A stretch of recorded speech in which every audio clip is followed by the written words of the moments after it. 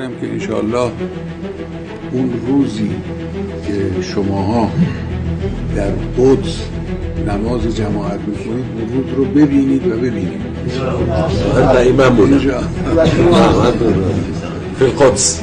معتقدیم که این روز خواهد آمد. ممکنه شخص این حقیر یا امثال ما نباشند، اما این روز خواهد آمد و از زود دیر هم نخواهد شد. دیر هم نخواهد شد. چند سال پیش دولت صهیونیستی همسایه شما گفتش که ایران رو ما تا مثلا سال 25 فلان چنین می‌خونیم، چرا نمی‌خونیم. من گفتم که شما 25 سال آینده رو نخواهید دید. انشاءالله